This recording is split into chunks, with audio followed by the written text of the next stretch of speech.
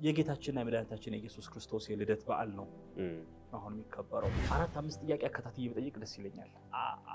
አክብሩልኝ ብሏል ወይ ጌታችን ኢየሱስ ክርስቶስ? አክብሩልኝ ብሏል። ልደት ማክበር ያስፈልጋል ወይ? በዓልስ ራሱ በጥቅሉ በዓል የሚባል ነገር ማክበር ያስፈልጋል ወይ? እንደ ክርስቲያን በተለይ አንዳንዶች ሲሉ እንደምሰማው በቃ ኢየሱስን ማመን በቃ ዝም ብሎ አይነት ነገር መኖር ያለበት። በዓል ማክበር የዚህ ዓለም ሰዎች በእነሱ ቋንቋ የአህዛብ ልምምድ ነው። እንደዚህ አይነት ነገር ሲባል እሰማለሁ። በዓል ለምንድነው የምናከብረው? ምን እንደ ክርስቲያን አሁን ታድሶ ኦርቶዶክስ ፕሮቴስታንት የሚባለውን ትቼው እንደ ሰው በዓል ማክበር ምን ጥቅም አለ? ከዚያ ሲቀጥል ኢየሱስ ክርስቶስ ጌታችን መድኃኒታችን በስም አጠራሩ ክብር ምስጋና ይሁንና ልደቴን አክብሩ ብሏል። ደግሞስ የምር ልደቱስ ይታወቃል? ታኅሳስ 29 ነው። ብዙ ቁጥሮች ስለሚጠሩ ነው። በሌሎች ሃይማኖት መጋቢት ላይ የተወለደው ክረምት ነበረ እስራኤል። ስለዚህ ምናምን የሚሉ ብዙ ነገር ሰማለሁና እነዚህ ነገሮች ጠቅላላ አድርገን እናንሳቸው።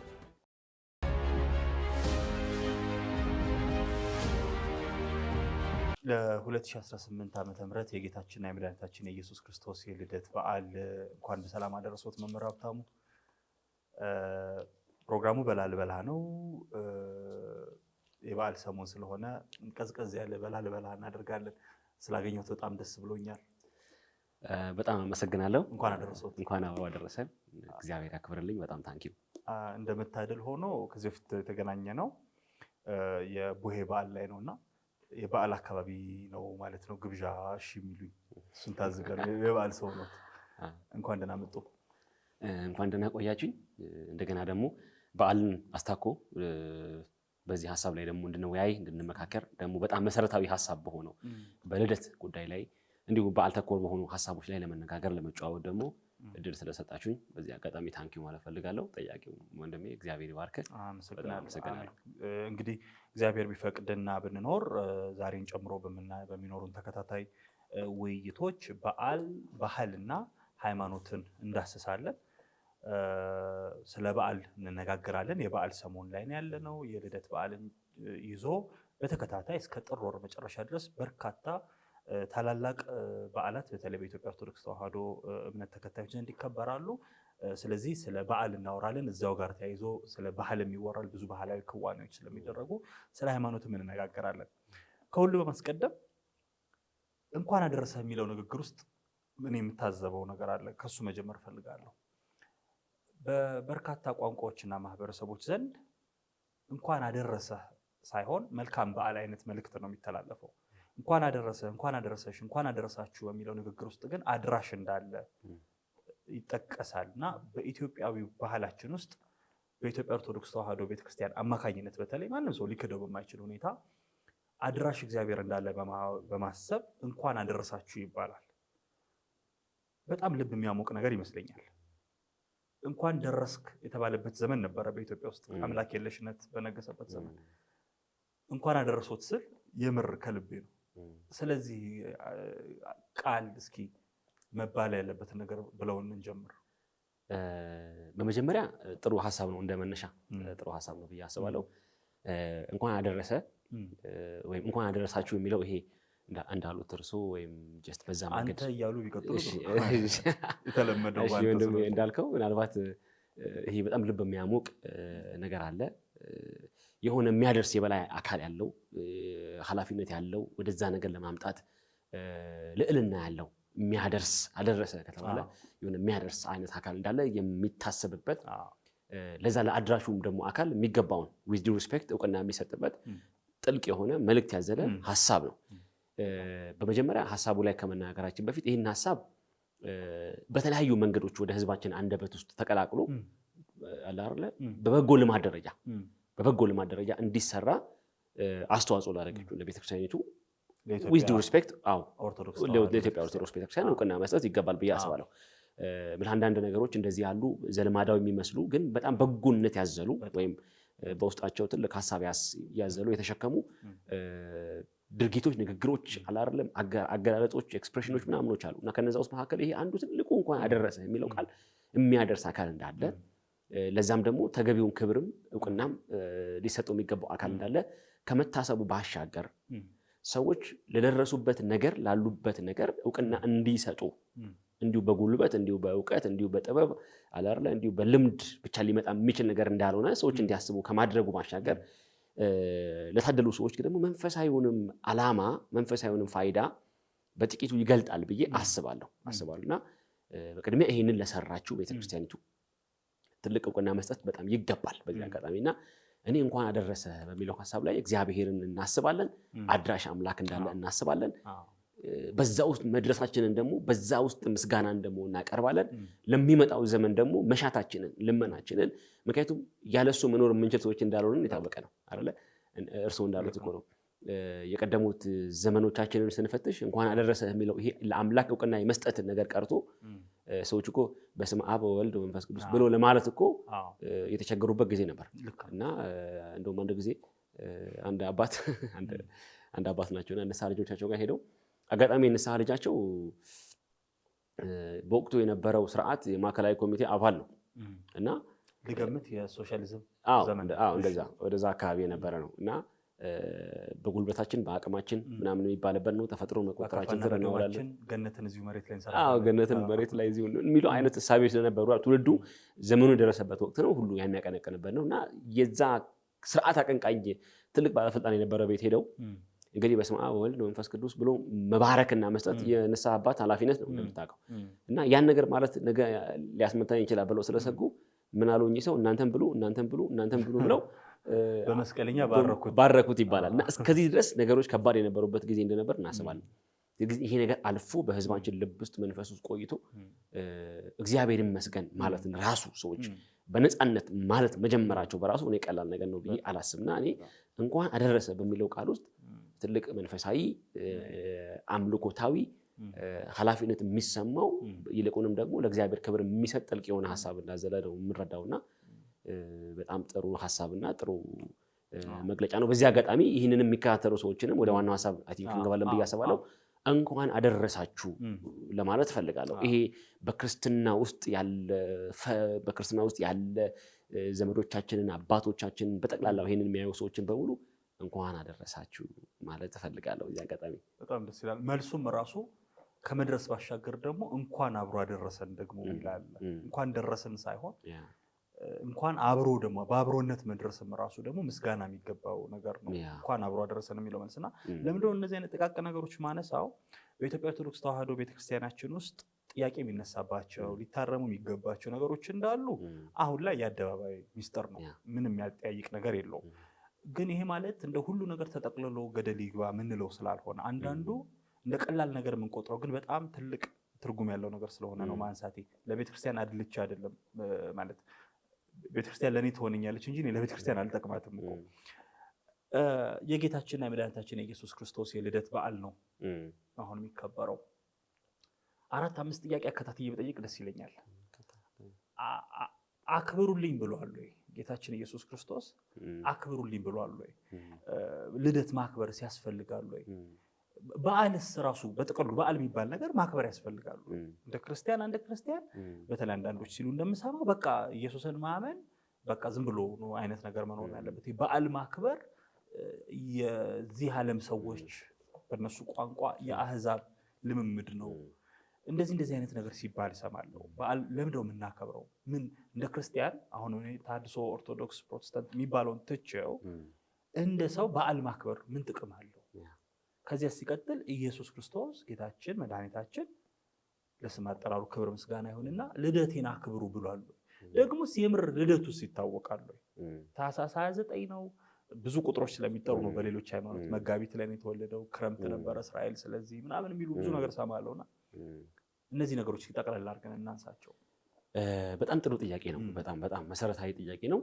አይ ቲንክ ወቅቱን ያገናዘበው ሐሳብ ነው ብዬ አስባለሁ እኔ እንግዲህ በመጀመሪያ ልደቴን አክብሩ ብሏል ወይ የሚለው ነገር ላይ ልነሳና በዛ ውስጥ ዝርዝር እያደረግን እንሄድ ይመስለኛል እውነት ለመናገር ጌታችን ኢየሱስ ክርስቶስ እንዳለ ለስሙ አጠራሩ ክብር ይሁንለትና ልደቴን አክብሩልኝ ቀን ቆጥራችሁ ደግሱልኝ ድፎ ዳቦ ደፍታችሁ ህዝብ ጥሩልኝ ሰብስባችሁ አብሉልኝ አላለም ነገር ግን ጌታ ኢየሱስ ይዞት ከመጣው ዓላማ አንፃር ምድር ላይ ከመገለጡ አንፃር የሰውን ልጆች ሁለንተናዊ ታሪክ ለመቀየር ከተደረገው ድርጊት አንጻር እግዚአብሔር ለሰው ልጆች የሰጠውን የገለጠውን ፍቅር ከገለጠበት ሁኔታ አንጻር የሰው ልጆች የተደረገላቸውን ነገር ለማምለክ ለማመስገንና ዕውቅና ለመስጠት እንደየማህበረሰባቸው እሴቶቻቸው እንደ ማህበረሰባቸው መገለጫዎቻቸው እንደ ታሪክ አውዶቻቸው እንደ ስነ ልቦናዊ ውቅሮቻቸው እንደ መንፈሳዊ ምልከታዎቻቸው ጭምር እንኳን ሳይቀር እንደ አገራዊ ባህልና ልማዶቻቸው ሳይቀር የተደረገላቸውን ነገር በማሰብና በማመስገን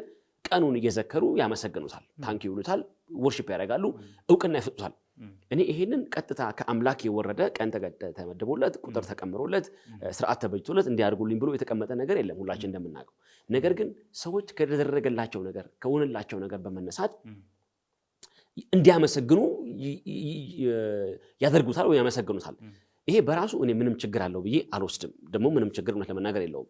እግዚአብሔር በዓልን በመስራት ለምሳሌ በብሉይ ኪዳን ስንመጣ በዓላትን በመስራት የእግዚአብሔር ባህል እነዚህ ናቸው ብሎ ያበጀላቸው ባህሎች አሉ። በነገራችን ላይ የሰው ልጅ መንፈሳዊ ስነ ፍጥረት ብቻ አይደለም እንደምናስተውለው። የሰው ልጅ በታሪክ መካከል፣ በባህል መካከል፣ በትውፊት መካከል፣ በቀኖናዎች እንኳን ጭምር መካከል ማንነቱን እየገነባ የሚመጣ ስነ ፍጥረት ነው የሰው ልጅ። ስለዚህ ይሄ ሰብአዊ አፈጣጠራችን በራሱ ከባህል ውጪ፣ ከአኗኗር ውጪ፣ ከአገራዊ ልማድ ውጪ እንዳንኖር ያደርገናል። ስለዚህ መንፈሳዊ ሀብቶቻችንን ከባህሎቻችን ጋር አስተሳስረን መንፈሳዊ እሴቶቻችንን ከአኗኗራችን ጋር አስተሳስረን እናከብረዋለን የሆነልን ነገር። ለምሳሌ ወደ አውሮፓ አካባቢ ብትሄድ ድፎ ዳቦ ደፍተው ክሪስማስ አያከብሩም። እነሱ ሌላ የአከባበር ስርዓት አላቸው ማለት ነው። ሆነልን ብለው ያሉትን ነገር ተቀብለው ሲያበቁ የሆነላቸውን ነገር ለማክበርና ለማመስገን በዛ ልክ ሲሄዱ እንታዘባለን። ይሄ በራሱ ምንም ጥፋትና ምንም ችግር አለው ብዬ እኔ አላስብም። አታክብሩልኝ ወይም ደግሞ አታስቡልኝ ብሎ እስካላለ ድረስ ሰዎች ግን እንዳልኩ የሆነላቸው በጣም መሰረታዊ ነገር ስለሆነ ወሳኝ የታሪክ ጥፋት ነው ወገኔ። መሰረታዊ የሆነ በእግዚአብሔርና በሰው መካከል ያለውን የተሰበረውን ድልድይ የተገነባበት ግንባታ ነው ይሄ ጉዳይ። ይሄንን እንደው ሲሆን መንፈሳዊ ነን ብለው የሚሉ ክርስቲያኖች ሳይሆን ዓለም ሁሉ ሊያከብረው የሚገባ ዓለም ሁሉ እንደ ወሳኝ ታሪካዊ ክስተት። አሁን እኮ በዓለማችን ላይ እኮ ብዙ የሚከበሩ በዓሎች አሉ እኮ ታውቃለህ አይደለ? የሴቶች ቀን ይከበራል፣ ማርች 8 ይከበራል፣ ዋትኤቨር እንደዚህ በየአገሩ እና ልክ እንደዛ ሁሉ በታሪክ መካከል በጣም ክሪቲካል የሆነ የታሪክ ጥፋት የተከናወነበት የሰው ልጅ እግዚአብሔር የሚባለውን አምላክ የሚያይበት መነጽርን የቀየረበት፣ ሰው እግዚአብሔርን የሚያይበትን መነጽር የቀየረበት፣ ሰው ሰውን የሚያይበት መነጽር የተቀየረበት፣ ሰው ራሱን እንኳን የሚያይበት መነጽር የቀየረበት በክርስቶስ መወለድና መምጣት ውስጥ የተከናወነ መለኮታዊ አደራረግ ነው ይሄ በዓልና ይሄ ክስተት። ስለዚህ እንደው ዝም ብለን አሜን ብለን እልል ብለን ክሪስማስ ላይ የሆነ ነገር ቸኮሌት አድርገን ምናምን አድርገን የምናከብረው ብቻ ሳይሆን ወሳኝ የሆነ መንፈሳዊ ፋይዳ ያለው ስነ ማህበራዊ ፋይዳ ያለው በማህበረሰባዊ መስተጋብር ውስጥ እንኳን በጣም አዎንታዊ ሚና ያለው በሰው ልጅ ታሪክ ውስጥ አሁን ዝም ብሎ ይሄ በምናስቀምጠው በምንቀምረው በምንቀርጸው የሰው ልጅ የአኗኗር ስርዓት ውስጥ እንኳን ጭምር ሳይቀር መሰረታዊ ለውጥን ያመጣ ትልቅ ክስተትና ትልቅ ጉዳይ ነው። ያልተጠበቀ ነገር የሆነበት አይሆንም የሚባል ነገር የተደረገበት ንጉሥ ሆኖ ሳለ ባሪያ የሆነበት አገዛዝ ስልጣን በጀርባው ላይ ነው በጫንቃው ላይ ነው ብሎ ኢሳይያስ ተናገሩለት ጌታ በአንዲት ድንግል እቅፍ የቆየበት በከብቶች በረት በሙቀት የቆየበት በዛ እንግዲህ ይሄ ሲዝኑ እንደምናውቀው መካከለኛው ምስራቅ ነው፣ ብርድ ነው፣ በጣም አስቸጋሪ ጊዜ ነበረ። ይሄንን ዝም ብለን እንደው በአጠቃላይ ከዌዘሩ ሁኔታ እንኳን ብንመለከት አሁን ያለበት ወቅት ብርዳማ ወቅት እንደነበር እንታዘባለን። በጨርቅ የተጠቀልሎ በከብቶች በረት ውስጥ የቆየበት ሁሉ የሱ ሆኖ ሲያበቃ ግን ምንም እንደሌለው እንደ መስኪን የታየበት የተቆጠረበት እግዚአብሔር ለሰው ልጆች ያለውን ጥልቅ የሆነ ፍቅር ሚዛን አልባ ፍቅር ከዚህ እስከዚህ ነው ብለን የምናስቀምጠው ሳይሆን ልኬት የምናበጅለት ሳይሆን በቋንቋ ቀምረን የምናስቀምጠው ሳይሆን ማለት ልንገልጽ እንችላለን። የውልደት ስርዓቱን አላርለ አወላለዱን አመጣጡን በሰዓቱ የነበሩትን የእረኞቹን ምስጋና ያንን ኮከብ ተከትለው ወደ የመጡትን ምስራቃውያንን ሰዎች ያመጡትን ከርቤ ዕጣኑ ሁሉ አስበን በጣም በውብ በሆነ ቋንቋ በጣም ውብ በሆነ አላርለ አገላለጥ ልናቀርበው እንችላለን። ከዛ ያለፈ ሰው አእምሯዊ ዕውቀቱን በየትኛውም ተጨምቆ ቢቀመጥ ሊገለጥ የማይችል አምላክ የሰው ልጅ ከቃል ያለፈ በተግባር የወደደበት መውደዱን ደግሞ በመዋረድ የገለጠበት መውረዱን ደግሞ በተግባር የገለጠበት እንደ ሰው በመሆን የታየበት ትልቅ ክስተት ነው።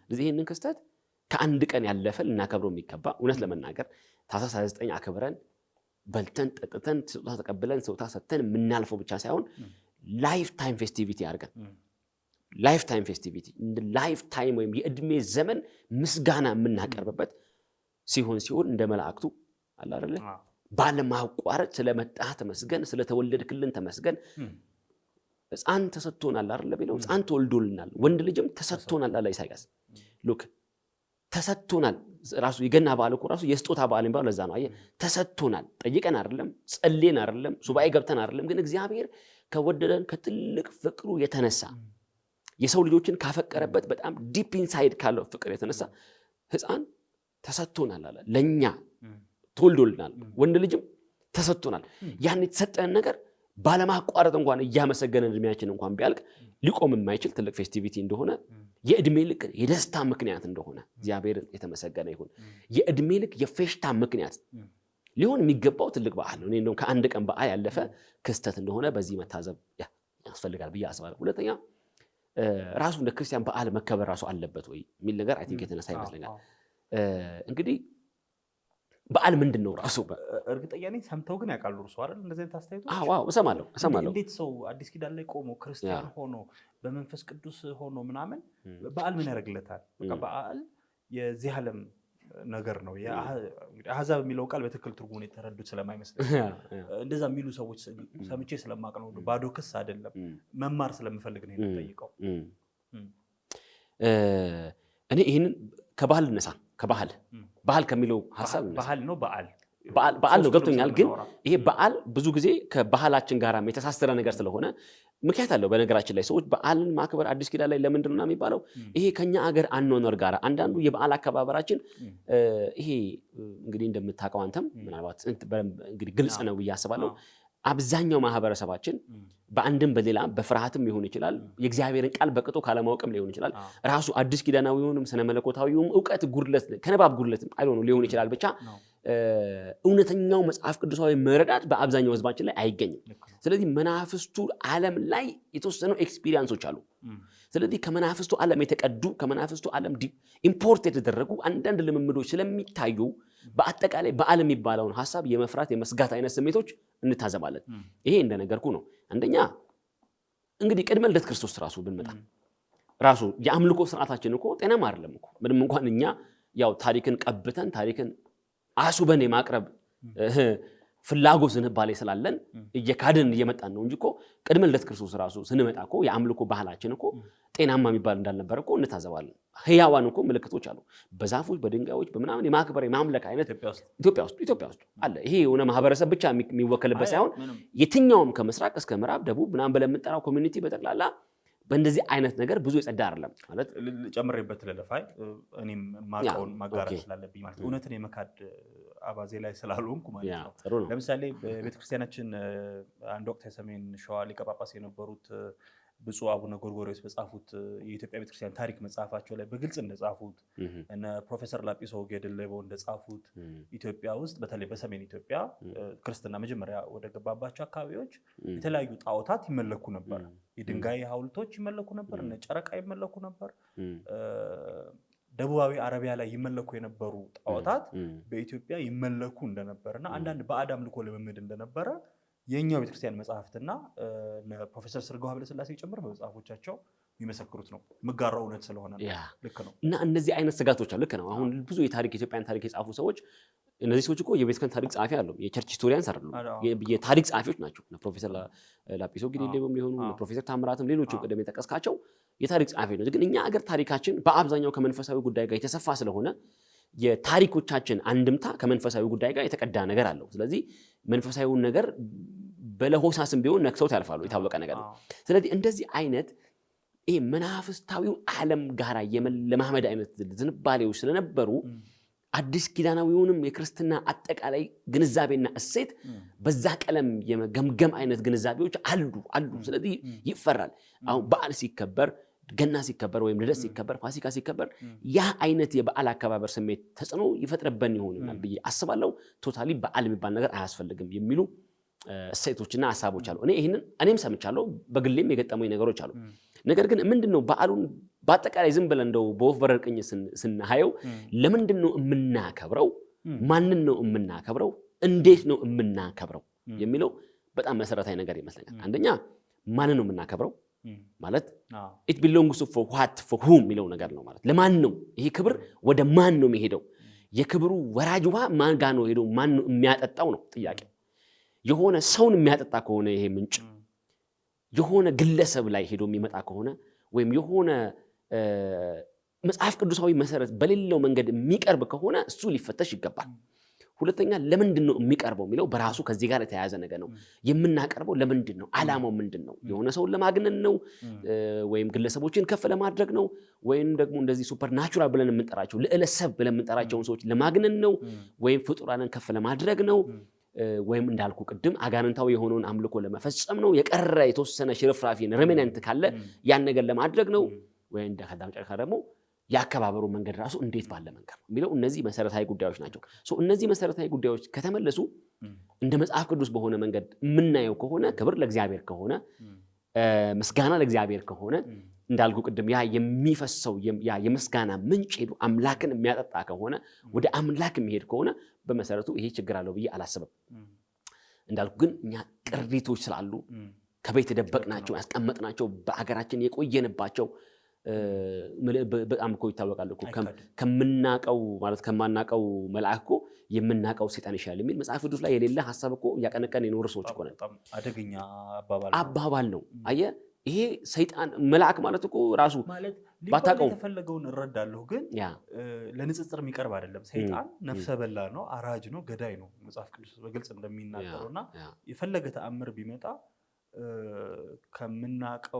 ከማናቀው መልአክ የምናቀው ሰይጣን ሊሻለን ማለት ሰይጣንን ራሱ ማወቃችን ራሱ በጣም ተውቁ ራሱ መኖሩ ራሱ ይደንቀኛል ግን ይሄ ማህበረሰባችን ውስጥ እንግዲህ ጽድቅ ሩቅ ነው እረፍት ሩቅ ነው ጽድቁ ቀርቶብኝ ምንል ህዝቦች ነን በቅጡ መኮነንን ምናፍቅ አይነት ሰዎች ነን እረዳለሁ ቅሪቶች በበዓላት ላይ ያሉ አጓጉል ልምምዶች እንዳሉ እኮ አውደ ዓመት ላይ እናያለን መስከረም አንድ ፌጦ ከመርጨት ነው የሚጀመረው ዓመቱ ሙሉ የሚደረጉ የበዓል ክዋኔዎች ትንሽ ጥንቃቄ ይፈልጋሉ እሱን እንጠንቀቅ እንጂ በዓል ብናከብር ችግር የለውም ነው አዎ እንደ መጽሐፍ ቅዱስ በነገራችን ላይ መጽሐፍ ቅዱሳችን እንደ ነገሮችን ባነሳ እዚህ ጋር በጣም ደስ ይለኛል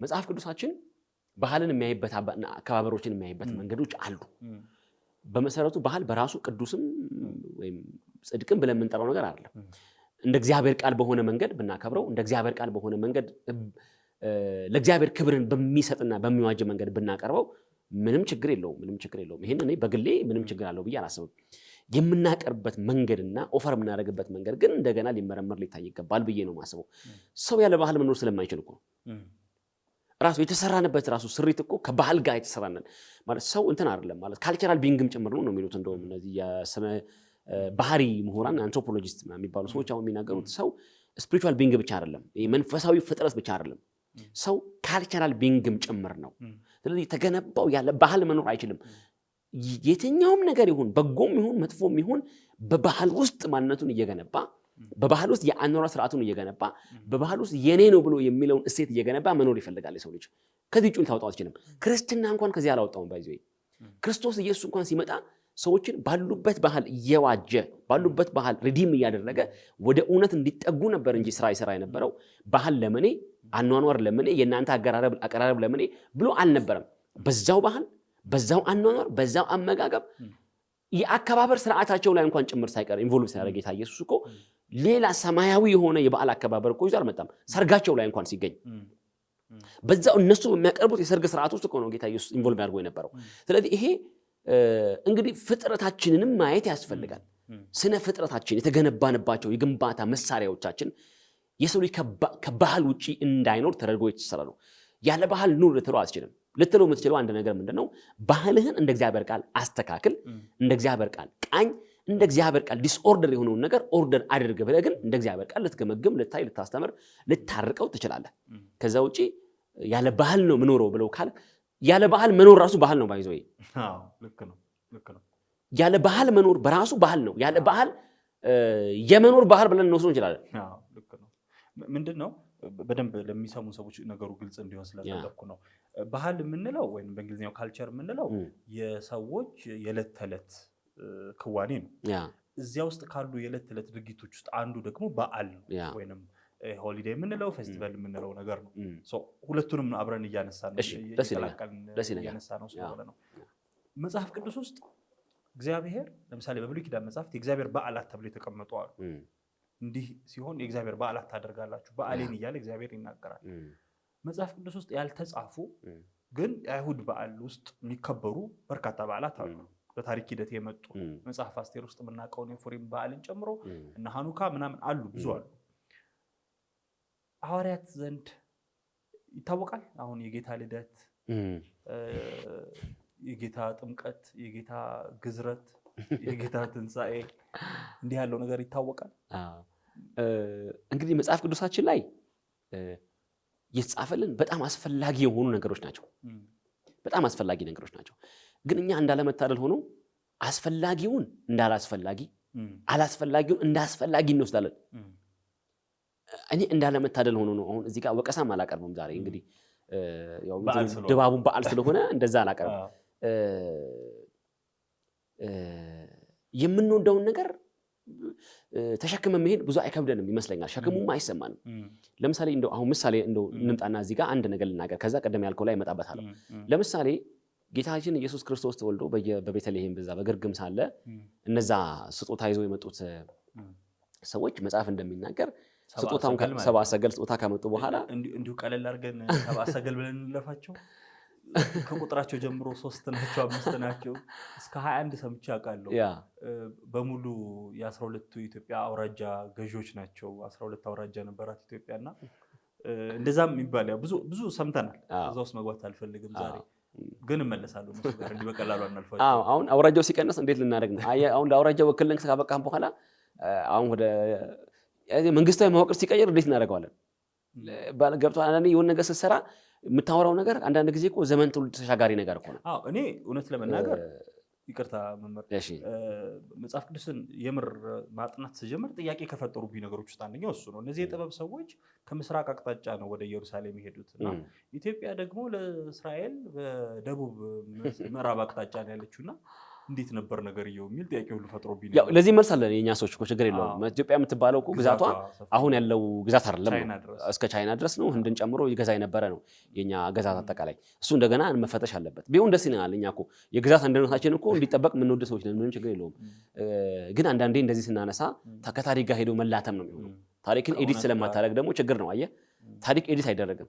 የኮምፒውተር ላይ ጽሁፍ አይደለም ታሪክ አንዴ የተቀመጠ ነገር ነው። ታሪክን ትማርበታለህ፣ ታስተካክለዋለህ እንጂ ቆራርጠህ ኤዲት ማድረግ አትችልም። እንግዲህ ያለፈን ታሪክ አንዳንዴ የምንጽፋቸው ነገሮች ከሆነ ዘመን በኋላ ትውልዱ ጥያቄ የሚያነሳባቸው ሆነው ይገኙና የሐሰት ታሪኮቻችን የእውነተኛ ታሪኮቻችንን እንኳን ጥያቄ ውስጥ ያስነቅፉናል። ስለዚህ የሚጻፉት ነገሮች አንዳንዴ የሚመጣው ትውልድ ይጠይቀናል ወይ? ይሄ ዘመንን የመለየትም ዘመንን ዲዘርን የማድረግም ችግር ነው። ይሄን እንግዲህ የሚመጣው ትውልድ እንዴት ነው የሚያየው? ዘመን እንዴት ነው የሚመረምረው? ጠያቂ ትውልድ ይመጣል ወይ? የሚመጣው 50 ዓመት እኔና አንተም እኮ ዲዘርን ማድረግ አለብን እኮ። አሁን እኔና አንተ ባለንበት ዘመን እኮ አይደለም እኮ አሁን ነገር የሚቀጥለው። ኢቭን አሁን ያለንበትን እንኳን ሲዝን ብታይ ዓለም እኮ መሰረታዊ በሆኑ የታሪክ መቋረጦች ውስጥ እኮ እያለፈች ነው። ስለዚህ ቴክኖሎጂ በጣም አልፎን እየሄደ ነው። ቴክኖሎጂ በጣም ነገሮች እየፈጠኑ የሄደበት ዘመን ላይ ያለውና የሚመጣውን 50 እና 100 ዓመት ዛሬም ቤተክርስቲያን ቆም ብላ መመዘን ካልቻለች ትላንት የተገነባው ግንባታ እየፈረሰ ነገ የሚሰራው ነገር እንደዛ ሆኖ መቀጠሉ የማይቀር ነገር ነው ብዬ አስባለሁ። ወደ ቅድሙ ነጥቤ ልምጣለን። እኔ ጥያቄ የሚጭሩ ነገሮች እንደተጠበቁ ሆነው ግን እኛ የምንወደውን ነገር ይዘን እንቀጥላለን የሚለውና በታሪካችን ውስጥ አንዳንድ መጽሐፍ ቅዱሳችን ውስጥም ያልተጻፉትን እንደተጻፉ የተጻፉትን እንዳልተጻፉ የማድረግ ነገር ስላለ እሱ ልናገር ብዬ ነው። ለምሳሌ እነዛ ከምስራቅ የመጡ ሰብአ ሰገል የጥበብ ሰዎች ሰብአ ሰገል የግዕዝ ቃል ነው፣ የጥበብ ሰዎች ማለት ነው። ለሚሰሙን ሰው ሁሉ ግልጽ ነው። እንደዛ ይዘው መተው ወርቅ አቀረቡለት፣ ከርቤ ያቀረቡለት ምናምን። አንዳንድ በጣም ደፋር የሆኑ ሰዎች ደግሞ እግዚአብሔር ለማነው አዳም ለሔዋን የሰጣትን እንትን ነው ምናምን የሚሉ ሰዎች አሉ። ይሄ ያሳፍራል። እኔው እዚህ ከገባን ብዙ አንብያ አስባለሁ። እኔው ተውና እሱን አቀረቡለት ነው አለ፣ ሰገዱለት የሚለው እናትና ልጅ አሉ እዛ ጋር። እናቲቱ አለች ቅድስት ድንግል ማርያም ነች። ያለ ልጅ አለ፣ ሰገዱለት። እሱን ላነሳልህ ፈልጌ ነው። እሱ ሰገዱለት ይላል ማለት። እኔ ልጠይቀው ተባኮል እሱ ስለሚልኝ ነው። እሺ ሊሰግዱ ነው የመጡት እነዚህ ሰዎች። እናቱን የጌታችን እናት ቅድስት ድንግል ማርያምን እና የጌታችን ኢየሱስ ክርስቶስን አብረው ነው ያዩት። ማቴዎስ ተጠንቅቆ እነዚህ ሰዎች የሰገዱት ለጌታ ለኢየሱስ ክርስቶስ ብቻ እንደሆነ ይነግረናል። ሰገዱለት ይላል። ሰገዱላቸው ይላል ብዬ ጠብቄ ነበር።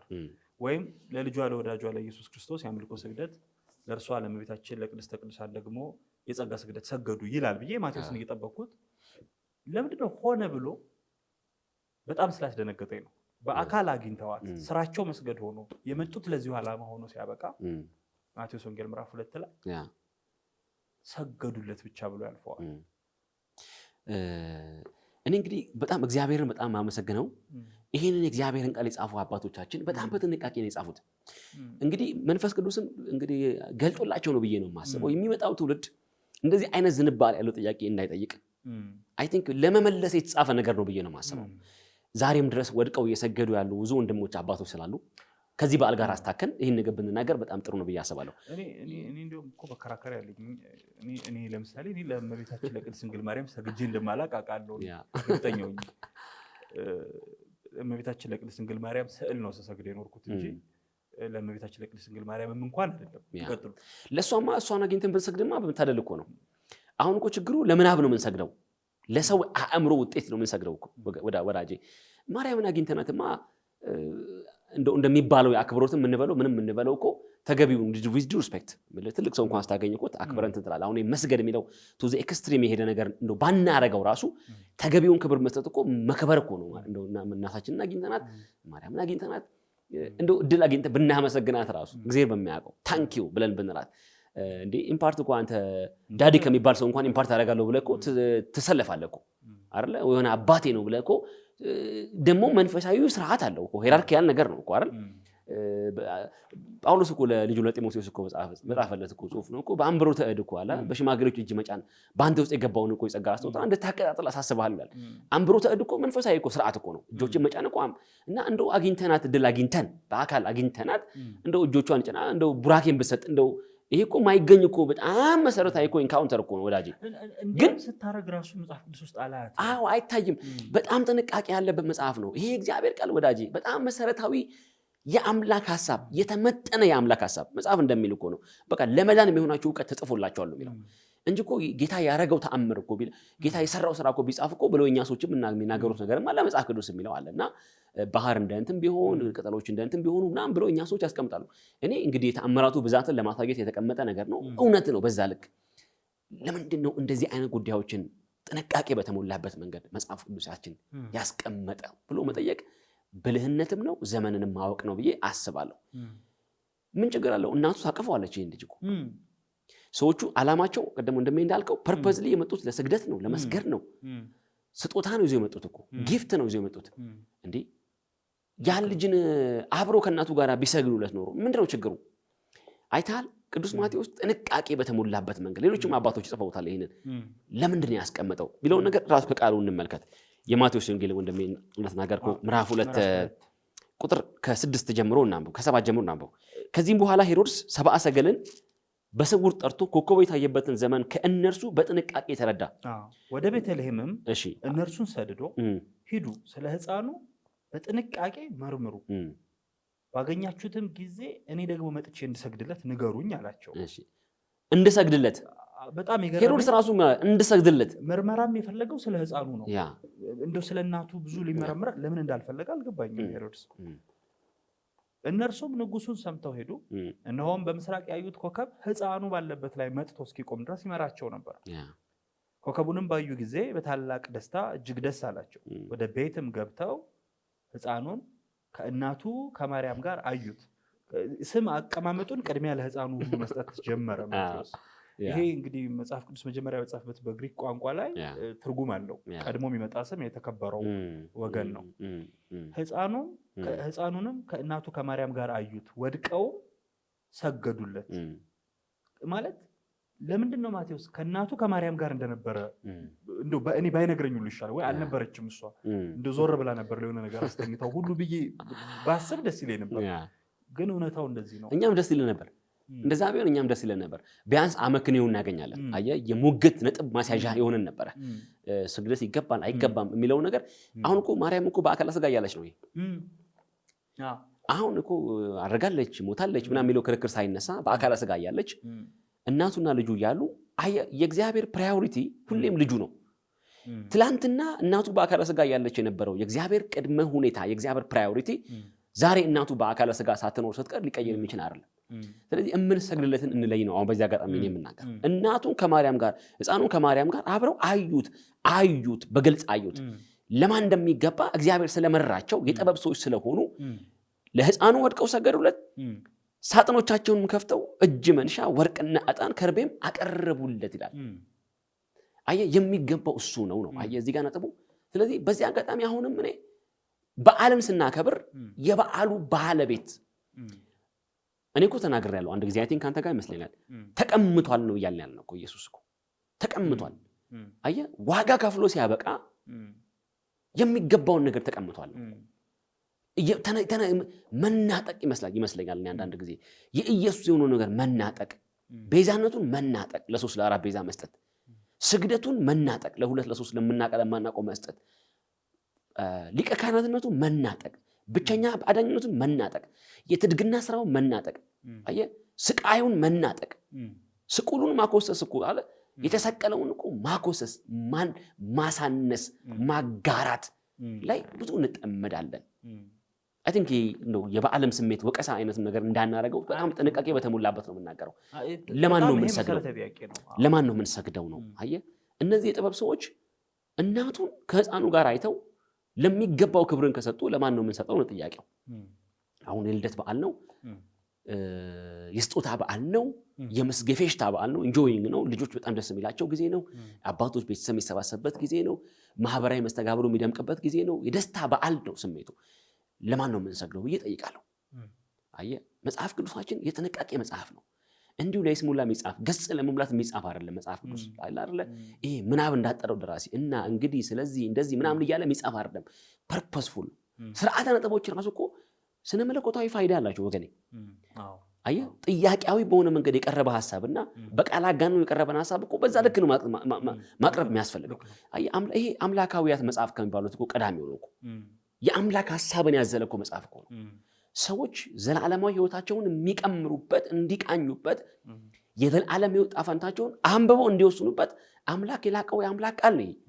ስለዚህ ስናነበው እንዲሁ በዘልማድ ስለምንወደው የቀየርን መሄድ የሚገባን አይደለም። ተመልከት፣ ይሄ መሰረታዊ ጉዳይ ነው። ለማን ነው የምንሰግደው ነው? ስግደት አምልኮ ነው። አየህ አምልኮ ማለት መገዛት ነው። እግዚአብሔር የሚፈልገውን ነገር ለእግዚአብሔር ብቻ መሆን ነው። ባይዘው ሌላ እንትን የለውም። ለሉዓላዊነቱ ሉዓላዊነትን ማስገዛት ነው። ለትልቁ አምላክ ማነስ ነው እኮ አምልኮ ማለት ባይዘው። አየህ ራስን ማሳነስ ነው። እርግጥ ነው እኛ ያነስነን ምንም ጥያቄ የለውም እኮ። ግን ለትልቁ ጌታ ራስን ማሳነስ ነው በአምልኮ ማለት። በዝማሬ ሊሆን ይችላል፣ በመስጠት ሊሆን ይችላል። በማንኛውም ይሄ በምንፈጸማቸው መንፈሳዊ ስርዓቶች የእግዚአብሔርን ታላቅነት በእኛ ታናሽነት የምናታይበት እኮ አደራረግ ነው አምልኮ ማለት መገዛትም ሊሆን ይችላል፣ ወይም ደግሞ ስግደትን በዛ ልክ ሊሆን ይችላልና ለማን ነው የምንሰግደው? ህዝባችን ለምናብ እየሰገደ እኮ ነው ማለት አደም ነው እንግዲህ ለስዕል እየሰገደ እኮ ነው እያለው ህዝባችን። ዛሬም እኮ ኢየሱስን በእቅፍ እንዳለ እኮ የሚያስብ ሰው አለ። ዛሬም እኮ በአህያና በምናምን በከብቶች በረት ውስጥ እንደተኛ የሚያስብ ሰው እኮ አለ። በግርማው ያለውን ይሄንን ጌታ እኮ ማየት አልቻልንም። ዛሬም ከእናቱ እቅፍ ያልወጣ ሕፃን የሚመስለን እኮ ብዙ ሰዎች አለን እኮ። እና የህዝባችን አይን ሊከፈት ይገባል ነው። ከአገራዊ ልማዳችን፣ ከባህል ከትውፊታችን እንግዲህ እየሰማን ከመጣናቸው ከምናባዊ ታሪኮቻችን ልንፋታ ይገባናል፣ ልንላቀቅ ይገባናል። እና ሐዋርያት አክብረዋል ወይ ነው አሁን ቅድም የጠቀስከው አለ። በሐዋርያት ስራ ላይ በመጽሐፍ ቅዱሳችን በመልእክታት ላይ እነ ጳውሎስም እነ ቅዱስ ጴጥሮስም በጻፉት ውስጥ ይሄ ዋና ጉዳያቸው ስላልነበረ አሁን እንግዲህ ዋና ኢሹ አለ አይደለ? የሚሽን ኢሹአቸው የተልእኮ ዋና ዓላማቸው ማጠንጠኛቸው ወንጌል ለትውልዱ ማድረስ ስለሆነ ወንጌል ለፍጥረት ማድረስ ሲፋጠኑ ስለነበረ እንደዚህ አይነት ጉዳዮች ላይ ብዙ አቴንሽን እንዳልሰጡት እናስተውላለን መጽሐፍ ቅዱሳችን። ያ ነገር ቢሆን ኖሮ እነ ቅዱስ ጳውሎስ ተሰባስበው እንግዲህ ጴጥሮስ ሚስትም ስለነበረው በጴጥሮስ ቤት በዓል ሲያከብሩ አንታዘብም። የጴጥሮስ ሚስት ዶሮ ሰርታ ሙያዋ ምናምን ሲነገር አንታዘብም። እዚህ ጋር እንግዲህ ጳውሎስ ያው ስላላገባ ብዙ ቤት የለውም ብለን እናስባለን። አንዱ ሐዋርያ ቤት ተሰብስበው ፋሲካ ምናምን ሲያከብሩ ብዙ አንታዘብም አናይም። ግን አቴንሽናቸው ዋና ትኩረታቸው ለተልእኮ መፋጠን፣ ለወንጌል መፋጠን፣ ለትውልድ መዳን ስለነበረ በእንደዚህ አይነት ጉዳዮች ላይ ብዙ አቴንሽን ሰጥተው አንታዘብም አናይም። ይሄ ማለት ግን እንግዲህ የጌታ መወለድ ሳያስተውሉት ያልፋሉ ብዬ ደግሞ አላስብም። እንደዛ ሊሆን አይችልም ብዬ ነው ማሰበው። ስለዚህ እስቲ ያሳየኝ ተጽፏል፣ እዚህ ጋር ገና ተከብሯል ይላል አንዳንድ ሰው፣ እስቲ እዚህ ጋር ጳውሎስ አክብሯል ምናምን ይላል። እና እንደው በዛ ደረጃ ጉዳዩንም ባናየው ትንሽ ከሰፊው ማዕቀፍ ተነስተን ብንመለከተው በጣም ተገቢ ነው ብዬ አስባለሁ። ምናልባት እኮ እንደዚህ አይነት ጉዳዮች እኮ ለወንጌል ስብከትም እኮ ፋይዳ ያላቸው ናቸው ብዬ አስባለሁ። አንድ ነገር ብናገር ደስ ይለኛል። እዚህ ጋር ክርስትናችን እኮ በስነ መለኮታዊ ምስባኮች ብቻ የመጣ ነገር እኮ አለ። ክርስትናችን እኮ የታሪክን አንጓ እኮ እያቋረጠ የመጣ እኮ ክስተት እኮ ነው ክርስትና። ክርስትና እኮ በታሪክ ውስጥ እኮ በጣም ትልቅ ክስተት እኮ ነው። የኢየሱስ መምጣት እኮ የሆነ አንድ ወጣት አይሁዳዊ ዮሴፍ ከሚባል ሰው ቤት ያደገ አንድ አናጺ ያለ አይደለም የሚያንጽ ምናምን እንጨት የሚሰራ ጣውላ የሚሰራ ምናምን ሰው ብቻ እኮ አይደለም። የሆነ ሰው የሰራው ነገር እኮ አልነበረም። የታሪክ ጥፋት እኮ ነው የሆነው እኮ። ካላንደር ነው እኮ ሽፍት ያደረገው። እንዴት ነው የምናስበው? የኢየሱስ ወደ ምድር የመምጣቱ እኮ ፋይዳ እኮ ዝም ብሎ ክስተት እኮ አልነበረም። ሰማይና ምድርን እኮ ያጋጠመ ጉዳይ እኮ ነው። ታሪክ ራሱን እንዲፈትሽ ያደረገ ጉዳይ እኮ ነው። ሰዎች ታሪክን የሚያዩበትን መነጽር እኮ የቀየረ ጉዳይ እኮ ነው። ሰዎች ራሳቸውን የሚያዩበትን መነጽር የቀየረ ጉዳይ እኮ ነው። ልደት እኮ ኢየሱስ ተወለደ በቤተልሔም እሰይ ደስ ይበለን እንበል ምናምን እያልን እኮ ብንልበት ብቻ እኮ አይደለም። ልጆች ሆነን እኮ በሰንበት ትምህርት ቤት ደስ የሚል እዚህ ጋር በቃ ሜሪ ክሪስማስ መልካም ልደት ምናምን የሚል የሆነ ቆብ አድርገን እየዘመርን ምናምን አልፈበት ጉዳይ ብቻ እኮ አይደለም። ህፃናት በስጦታ በምናምን በካላንደር ብቻ የምናልፍበት ጉዳይ እኮ አይደለም። ወሳኝ ሆነ እግዚአብሔር ከሰው ልጆች ጋር እርቅን ለማድረግ የወሰነበትን ውሳኔ የፈረመበት እኮ የውሳኔ ሰነድ እኮ ነው እኮ ልደት እኮ። በጣም ቤዚክ ጉዳይ ነው። ጉዳዩን ቀለል አድርገን ልናየው የሚገባ ነገር ነው ብዬ አላስብም። ከፌስቲቫል ባለፈ ከፌስቲቪቲ ባለፈ ከምንበላው ከምንጠጣው ነገር ባለፈ ለምንድን ነው ልጁ ሰው የሆነው ብለን መጠየቅ አለብን። ኢየሱስ ለምን ሰው ሆነ? ለምን ሕፃን ሆኖ ተገለጠ? ለምን ሰው ሆኖ ተገለጠ? ራሱን እንደ ባሪያ በባሪያ መልክ ሆኖ ለምን ተገለጠ የሚለው ጉዳይ እኔ ስነ መለኮታዊ ፋይዳው ብቻ አይደለም የሚታየኝ ወንድሜ፣ ታሪካዊ ፋይዳው እንኳን ቀላል እንዳይመስለን። በታሪክ መካከል እግዚአብሔር ራሱን ሪቪል ያደረገበት እንዲወራለት የሚፈልገው ነገር ነው። እግዚአብሔር አምላክ እንዴ አውሩ ለልጆቻችሁ ያለውን እኮ የተናገረው እኮ የቀይ ባህር እኮ የእስራኤል የኤርትራን ባህር እኮ መሻገር እኮ ነው። የኤርትራን ባህር መሻገራቸውን ለልጆቻችሁ አውሩ ንገሯቸው፣ እግዚአብሔር እንዴት ከዛ ባርነት እንዳወጣችሁ ንገሯቸው ብሎ እግዚአብሔር አምላክ የተናገረው የሰራውን ስራ ንገሯቸው ብሎ የተናገረ አምላክ እንዴት ነው የልጁን ሰው መሆን እንዴት ነው እግዚአብሔር የሆነው ጌታ ኢየሱስ በምድር የመገለጡን ጉዳይ እንዴት ነው እንድናወራው ቀለል አድርገን እንድናየው እንዴት ነው የሚፈልገው? እኔ አይመስለኝም። ስለዚህ በዚህ ልክ ጉዳዩን ማየቱ በጣም ተገቢ ነው ብዬ ነው የማስበውና በጣም ወሳኝ ክስተቱ በጣም ትልቅ ክስተት ነው ማለት እርሶም በደንብ ነካ አድርገውታል። እንደማንኛውም ሰው እኔ በበዓላት መከበር ላይ ጥያቄ የለኝም። ለምንድን ነው የሚከበረው? ቅድም በጣም መሰረታዊ ነጥብ ስላነሱ ለምንድን ነው የምናከብረው? ማን ነው እየተከበረ ያለው? ምንድን ነው ውጤቱ የሚለው ነገር በደንብ መጥለል ይኖርበታል እንጂ በዓል በግለሰቦችም ደረጃ በስነ ልቦናም ደረጃ በማህበረሰብ ደረጃ በቤተሰብ ደረጃ ያለውን መስተጋብርና ጥቅሙን በደንብ አውቃለሁና በዓል በመከበሩ ላይ ቅሬታ የለኝም። የጌታችን የኢየሱስ ክርስቶስ ሰው መሆን ደግሞ የአምላክ ሰው መሆን ደግሞ በዓለም ታሪክ ውስጥ ዘመንን ሁለት ቦታ የሰነጠቀ ቅድመ ልደቱና ድህረ ልደቱ ያሰኘ ያለ ወንድ ዘር የሆነ በድንግልና ተጸንሶ በድንግልና የተወለደ አባቶቻችን ቅዱስ ቄርሎስን ድንግል ፈጣሪዋን ወለደችው ብለው እስኪገረሙ ድረስ ሚስጥር የሆነ ነገር እስኪናገሩ ድረስ ያደረገ ብዙ ቀላል ያልሆነ የተለየ ነገር ያልተደገመ ማይደገም የሰው ልጅ ታሪክ እንደገና የተወለደበት አጋጣሚ በቃ አምላክ ከሰዎች ርቆ ይኖራል ተብሎ ቢታሰበው አምላክ ማደሪያውን በሰዎች መካከል ያደረገበት ቅዱስ ማቴዎስ እንደሚነግረን አማኑኤል የተባለበት እግዚአብሔር ሰው ሆኖ የሰዎች ጎረቤት የሆነበት የሰዎች ወንድም የሆነበት ቤተሰብ የሆነበት በጣም የተለየ ነገር ነው። የልደት በዓልን እንዲሁ በጥቅሉ መቃወም እንደው ልንቃወመው የሚገባ ስንት በዓል እያለ የሚያስብል አይነት ነገር ነው። ቅርብ ቀን አንድ ሰው እንዲህ ሲል ሰማው። ሜሪ ክሪስማስ ላይ ሜሪ ምን አገባት ማንሳት ስላለብኝ ነው። ሌላም ሰው እንዲህ ሲል ሰምቻለሁ። ገና የሚለው ቃል ምንም ከልደትም ከኢየሱስም ጋር የሚያገናኘው የለም። ቃሉ ራሱ ትክክል አይደለም። በእርግጥ አውቃለሁ ጌና ጊኖስ ጊናው ግሪክና ላቲን በርዝ ማለት ወይንም ጄኔሲስ የሚለው መገኘት መወለድ ከሚለው ጋር የተያዘ እንደሆነ እናውቃለን። እንዲህ አይነት የቃላት ስንጠቃ ውስጥ እየገቡ ስህተት ውስጥ የሚወድቁ ሰዎችን ስለምታዘብ ነው ማለት ልደቱ ትልቅ ይመስለኛል። እኔ እንግዲህ አሁን እዚህ ጋር ለምን አለ ምናምን እንደዚህ ያነሰው ለምን ተናገረ ምናምን ብዬ እንግዲህ ለታዛቢ ለተመልካች እሱን ሀሳብ እኔ ተዋዋለሁ። ምንም አንዳንዴ እሱማ ለታሪክ የተሰጣ ጉዳይ እኮ ምን ብሎ እንትን ማድረግ ያስፈልጋል። ታሪክ ፀሐይ ሲመታው ያው ወይ ይቀልጣል ወይ ይተናል እንዳሉት ነው። አንድ አባት አንድ ልጅ አንድ ወጣት ልጅ አንድ ጊዜ እንዴት የምትታወቅ አካባቢ ነው የምታወቅ ልጅ እንደ ሆዷ አንድ እየገፋ ነገር መጣና በጣም መነጋገሪያ ሆነች ያቺ ልጅና ምንድነው የነገር ምናምን ብለው ይጠይቃሉ። እና አንድ አባት ነበሩ እንዲህ ትልቅ ሰው እና ኧረ አባታችን ይሄ ነገር እንዴት ነው ምናምን ልጅ በድብቅ ሳታረግዝ አትቀርም ሞሏ ላይ ምናምን ሲል አንድ አባት ምን አለ ግድ የለም ተው እህል ከሆነ ይጠፋል ሽል ከሆነ ይገፋል ነው አሉ። እኔ አሁን ከዚህ ኮንሰፕት ጋር ምን ያክል እንደሚገናኝ ባላቅም አንዳንዱ ነገር ምን የኛ የሆነ ነገር ሁሉ ጠፍቶ ካላየን በስተቀር እንቅልፍ አይወስደንም ማለት ተገቢ አይመስለኝም።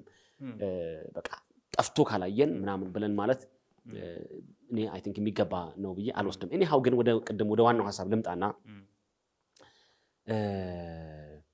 በዓልና ለማክበር መንፈሳዊነት በጣም ክርስቲያናዊነት አዲስ ኪዳናዊነት ለእግዚአብሔር ቀናኢነትና ተቆርቋሪነት በዓልን ደግሞ እንደሚገባ ለማክበር ደግሞ ጥያቄ ጀስት በዛ ጉዳይ ደግሞ በዓላት እኮ እንደ እግዚአብሔር ቃል ተዋይቶ መቅረብ አለባቸው ማለት ደግሞ አፍቃሪ በዓልነት አፍቃሪ ፌስቲቫልነት ወይም አዲስ ኪዳን ዓለማዊነት አለመረዳት ዓላማኝነት ወይም የንባብ ጉድለትም አድርገው የሚያዩ ሰዎች አሉ። የግንዛቤም እጥረት አድርገው የሚያዩ ሰዎች አሉ።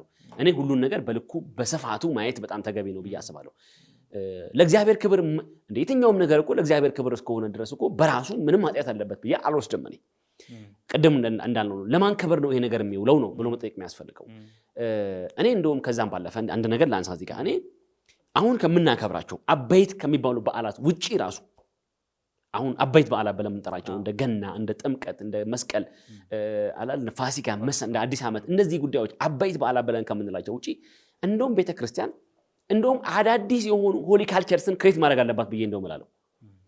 እንደገና አዳዲስ የሆኑ ቅዱሳት ባህሎችን ቅዱሳት ትውፊቶችን ቅዱሳት አገራዊ ማንነታችንን የምንገልጥባቸው ክርስቲያናዊ በዓላት እንደገና መታወቅ አለባቸው ብዬ አስባለሁ።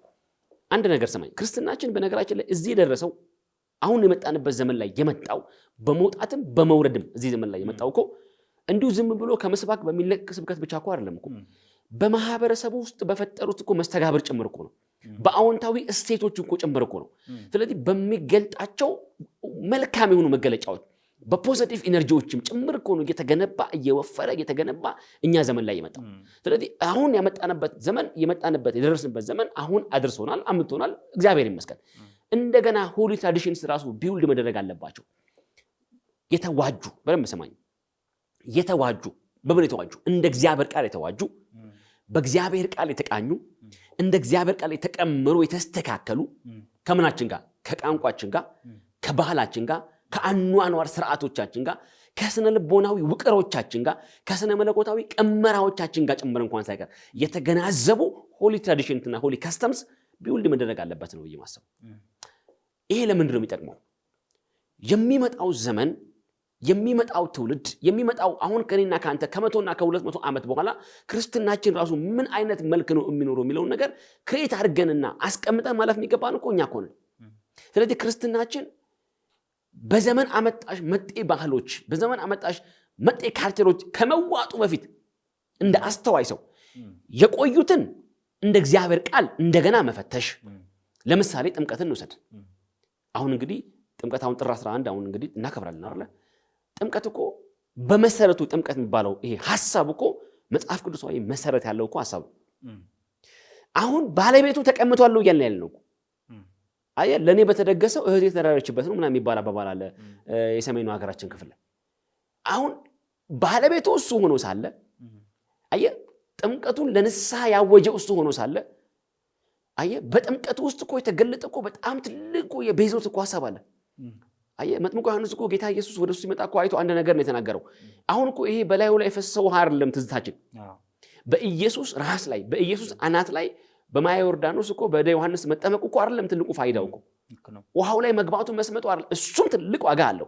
ዝቅ ማለትን ያሳየናል፣ ትህትናን ያሳየናል። አየ እኔ ጫማውን ጠፈር እንኳን ልፈታ የማይገባኝ አለ እኮ ጌታን ሲናገር which is እኮ በጣም በእድሜ የሚበልጠው ሰው ነው በሰዓቱ ከነበረው ተቀባይነት አንፃር እኮ ሃይ ሪፑቴሽን የነበረው ሰው እኮ ነው መጥምቁ ዮሐንስ እኮ ማን ተከታይ ያለው ኢየሱስ እኮ በዛ ሰዓት ላይ ግን የጫማውን ጠፈር እንኳን ልፈታ የማይገባኝ ብሎ የመሰከረለት እኮ እሱ ሲመጣ አይቶ ነዋ በግዑ ለእግዚአብሔር ዘያትት ኃጢአተ ዓለም ብሎ ሲናገር እንታዘባለን እነሆ የዓለምን ኃጢአት የሚያስወግድ እግዚአብሔር በግ ይሄ እኮ የአዲስ ኪዳን እኮ አማድ የሆነ ቃል እኮ ነው እኔ ጥምቀት ይከበር ምንም ችግር የለብኝም በክርስትናችንም እየተከበረ ይቀጥል ምንም ችግር የለብኝም በደንብ ሰው ውሃም እየተረጨ ታጠበ ምናምን የሚመጣ እሱም በራሱ ምንም ችግር የለብኝም እኔ ነገር ግን እዛ ቦታ ላይ ሰው ሲመጣ ይሄ የዓለምን ኃጢአት የሚያስወግድ እግዚአብሔር በግ የተባለው ኢየሱስ በህዝቡ መካከል ገኗል ወይ ወጥቷል ወይ አየ ከምናከብረው ፌስቲቪቲ በላይ እዛ ታቦታቱ ምናምኑን አክብረን ይዘን ሄደን ምናምን ከምንለው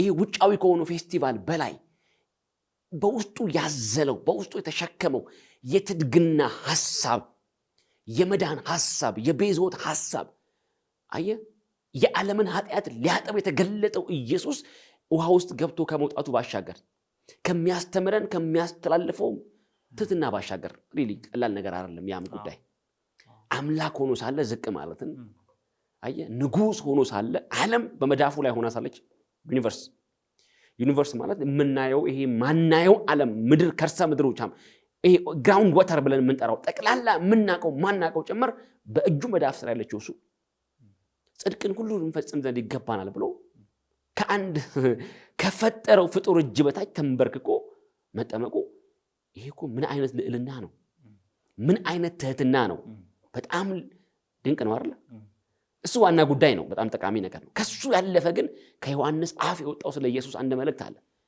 ነዋ በግዑ ለእግዚአብሔር ዘያትት ኃጢአተ ዓለም የዓለምን ኃጢአት የሚያስወግድ የእግዚአብሔር በግ ጥምቀት ላይ ይሄ ይወራል ወይ ነው ወንድሜ የጥምቀት አንኳር ሐሳብ እኮ ይሄ ነው ቅድም እንደተናገርነው ነው ልደቱ ስግደት የመጣለት አምልኮ የመጣለት ያ ሁላ ወርቅ ዕጣን ከርቤ የቀረበለት እሱ ሕፃን ሆኖ ሳለ ዮሐንስ ማለት ኢሳይያስ መጽሐፍ ላይ እናስተውላለን እኮ አይደል አለቅነት በጫንቃው ላይ ነው ይላል እኮ ድንቅ መካር ነው አለ የሰላም አለቃ ነው አለ መንግስቱ ለዘላለም ነው ግዛቱ ለዘላለም ነው ያን ሁላ ትንቢት የሚያፈስበት እኮ እናቱ ቅፍ ውስጥ ያለ እኮ ምስኪን ነው እያለቀሰ ያለ ሕፃን ነው አለ ምንም እኮ አንድ ሕፃን ከእናቱ ማህፀን ሲወጣ ለዚህ ዓለም እንግዳ ስለሚሆን ያ የመጣበትን ዓለም በለቅሶ የሚቀበለው ማንም ጥያቄ የለውም በቃ በመደነቅ ነው የሚቀበለው ያ መልእክት ራሱ ይኖረዋል እግዚአብሔር ብቻ የሚያውቀው መልእክት አለ እንደዛ ያለውን ያነጻ ልጅ ኢሳይያስ በትንቢቱ አይቶ ያን ሁላ ልዕልናና ያን ሁላ አክሊል በላዩ ላይ የደፋለት እኮ ኢየሱስ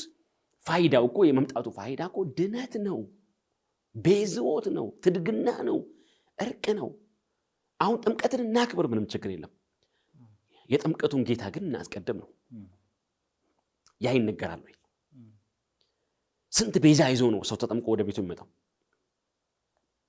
ስንት ታዳጊ ይዞ ነው ወደ ቤቱ ሰው የሚመጣው አየ አጅበን ከምንሄደው በሰዓቱ በቃ በሽቶ ተርከፍክፈን በጣም ደስ ይላል እኮ በዲዛይነር የተሰፉ ልብሶችን ለብሰን አስፋልቱ ሞልተን ስንሄድ መላእክት ከሰማይ እንደ ዝናብ የተንጠባጠቡ እንደ እስኖ የተንጠባጠቡ እኮ ነው የሚመስለው እግዚአብሔር ይመስገን ይሄ ስለተሰራው ነገር ደስ ይለኛል ህዝቡን ሳየው ደስ ይለኛል በቃ ለማምለክ የወጣ ህዝብ ነው ምናምን ሮንግሊ ቢሆንም ነገርየው በሚገባው መንገድ ሰቶ ቢሆንም ነገርየው በራሱ መጥፎ ነገር ነው ብዬ አልወስደውም ለባለቤቱ ግን ይመለስ ነው ምንለው ገብቷል ሐሳቤ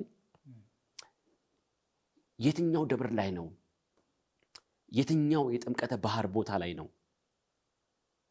የዓለምን ኃጢአት ሊያስወግድ ስለመጣው ስለ ኢየሱስ የሚነገረው ነው ጥያቄው ድነትን ተቀብሎ የሚሄደው ህዝብ ስንት ህዝብ ነው ከዛ ባሻገር ስፍራውን የተቆጣጠረው ጭፈራ አይደለም ወይ ዘፈን አይደለም ወይ ሌላም አሁን እዚህ ምን ነው ለመድረኩ የማይመጥኑ ነገሮች አይደረጉም ወይ የነውር አደባባይ አይመስልም ወይ አሕዛብ አይተው እግዚአብሔርን በእኛ ህይወት ላይ ያከብሩታል ወይ ነው ጥያቄው ተቀምጧል በዓሉ አየ እንዴ የቤዛውቱ ጉዳይ እኮ ወዳጄ የቤዛውቱ ጉዳይ እኮ ደም የተንጠባጠበበት ጉዳይ ነው የጠረጴዛ ዙሪያ ውይይት እኮ አልነበረም የሚለው ነው የአምላክ ሰው መሆን ጉዳይ በጣም ማለት በዓለም ታሪክ ውስጥ ምናልባት ብቸኛው የሚመስለው የሌለ ነገር ነው ማለት ትንሽ ለማንበብ ሞክራለሁና በየትኛውም ሃይማኖቶች ውስጥ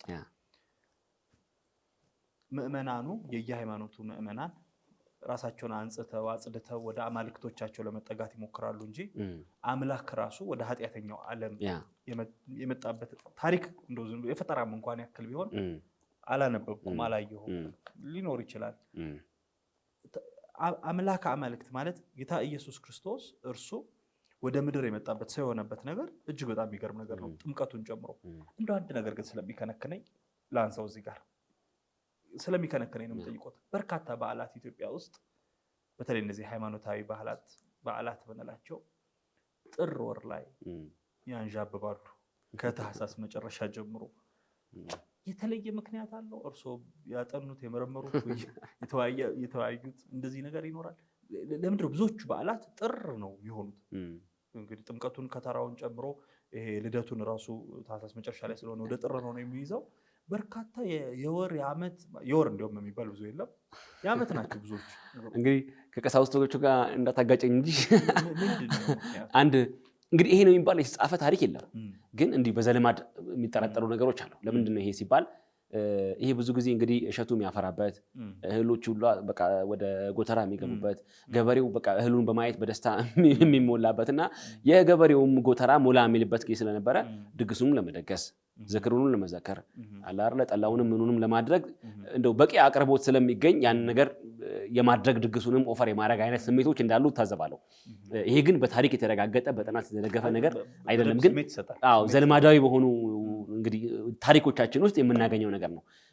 ብዙ ጊዜ ክረምት ላይ ብዙ አይኖርም። ምናልባት አንድ ጊዜ ግንቦት አንድ ካለችው ከልደታ በስተቀር ብዙ ያን ያህል ነገር አይኖርም እና ክረምቱ ላይ ብዙ የለም። ምክንያቱም ያው ብርድም ነው ምንም ነው መንቀሳቀስም ብዙ አስቸጋሪ ነው። ሰውም እርሻ ላይ ነው ኩትኮታ ላይ ምናምን አረም እንትን ላይ ነው ብዙ የሚቆየው። ስለዚህ ከዛ ጋር ነው ተብሎ የሚታሙ ነገሮች አሉ። ጤናማ ሆኖ ያም ቢሆን ምንም አልነበረም ማለት የሚገባው ወርዚፉል በሆነ መንገድ ቢሆን ሙሉ በሙሉ ከሰማይ የወረደ ስርዓት ላይሆን ይችላል እኮ ማለት ነው። አሁን ሰው በሚነግሩኝ ለምሳሌ የወንዝ ጉድለት ተጠብቆ ሰው ወንዝ ለመሻገር እንዳይቸገር ጭቃ እንዳስቸግረው እርሻው እንዳስቸግረው እንዲህ ያሉት ነገሮች ተጠንተው ከሆነ የተሰሩት ሰው ሰራሽ ነገር ሊሆኑ ይችላል የሚል ጥርጣሬ በልቤ ስለፈጠረ ነው። አንድ እሺ ልጨምር። ሰብአ ሰገልን በሚመለከት ቅድም እንደው ዝም ብለን አልፈን ነበር። እንደው በቃ ኢትዮጵያ አይደለም ብለን ቀለል አድርገን ያለፍነው። ቢሆኑ ኢትዮጵያዊ ቢሆኑ ኖሮ ሰብአ ሰገል እንግዲህ ቁጥራቸው 3 ነው 5 ነው እስከ 21 እስከ 90 በጣም ብዙ አንብቤያለሁ ይቅርብኝ 10 ሆኖ 5 ኢትዮጵያዊ ቢሆኑ ኖሮ ምናልባት እንደኔ ደግሞ አዲስ አበባ ላይ የሚኖር ሰው የአዲስ አበባ ሰው ቢሆኑ ኖሮ ምን ይጠቅመን ነበር? ያው ምናልባት መንገድ ይሰየምላቸው ይሆናል። ሰብአ ሰገል ጎዳና ተብሎ ወይ ይሰየምላቸው ነበር ወይ ደብር 1 3 4 ደብር ይሰየምላቸዋል። ከኔ ህይወት ጋር ግንኙነት የለው? ምንም ካንተ ህይወት ጋር ግንኙነት ያለው የተወለደው ነው፣ በእናቱ እቅፍ ያለው ነው።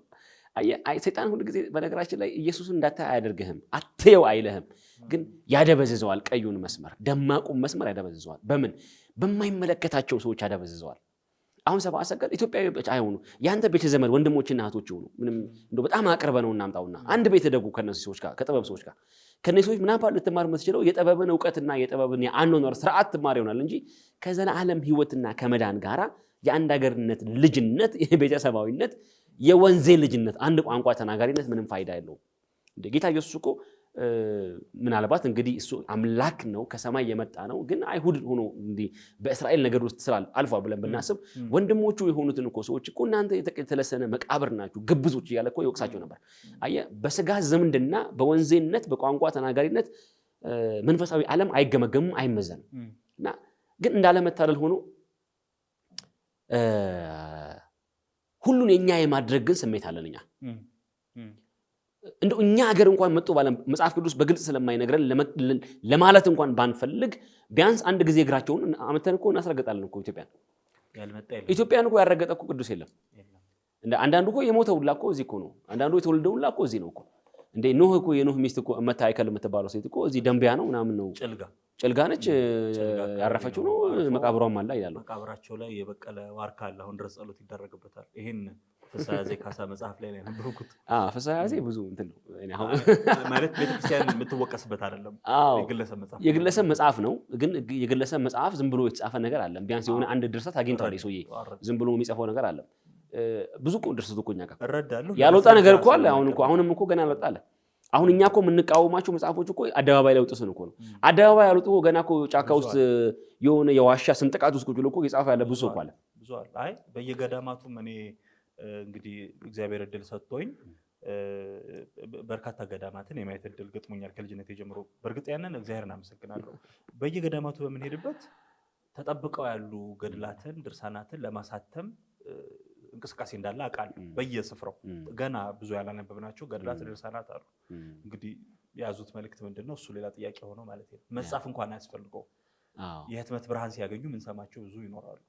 እኔ የህትመት ብርሃን አልመኝላቸውም።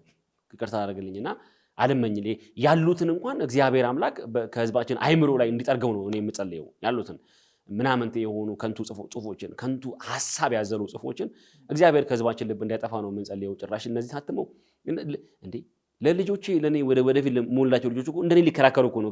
ገና ስለ ገድል ያስፈልጋል አያስፈልግም ብለው እኮ ሊከራከሩ እኮ ነው። አየህ ምን ያክል የታሰበልን ያለው ነገር አስበሃል? ከባድ እኮ ነው።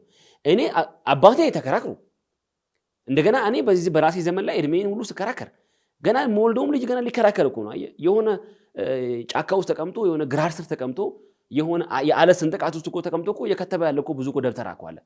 እና እኔ አደጋው በጣም ሰፊ ነው። እኔ ይሄ ርዕሳችን ስለሆነ ሌላ ጊዜ እናነሳው ይሆናል ብዬ አስባለሁ። እኔ ሰብአ ሰገል ኢትዮጵያዊ ቢሆኑ ኢየሱስ ራሱ ኢትዮጵያዊ ቢሆን ጌታ ኢየሱስ ራሱ ኢትዮጵያ ቢወለድ እንግዲህ መጥቷል ይባላል ረግጧል ይባላል። እሱ የሰማ ነው እኮ ሰሜን ሸዋም ነው ማርያም የተወለደችው ያጣዬ ሰው ነች። ኢየሩሳሌም በዓል ለማክበር ለመቅደስ ሄዳ ነው በዛው የቀረችው። እመቤታችን ጠይም ነች። ኢትዮጵያዊ ግን በእርግጥ እውነት ለመናገር እንዲህ አይነቱ ነገር መጽሐፍ ቅዱስን 80 አህዱን መጽሐፍ ቅዱሳችንን ራሱ በግልጽ የሚቃረን ማለት እኔ ማተቤ ጥብቅ ነው አውቀዋለሁ። ሃይማኖቴን ቤተክርስቲያኔን አውቃለሁ። ስህተት የሆነው ስህተት ነው። በቃ ምንም ማድረግ አልችልም።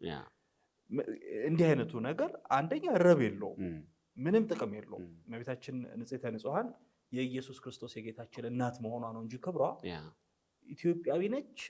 ሐሳቡ ራሱ ከየት እንደመጣም ስለማይገባኝ ነባር የቤተክርስቲያን ትምህርትም ስላልሆነ የቅዱሳን አባቶች የደጋጋ አባቶቻችንም ትምህርት ስላልሆነ ነው መቃወሙ። ይቀጥሉ።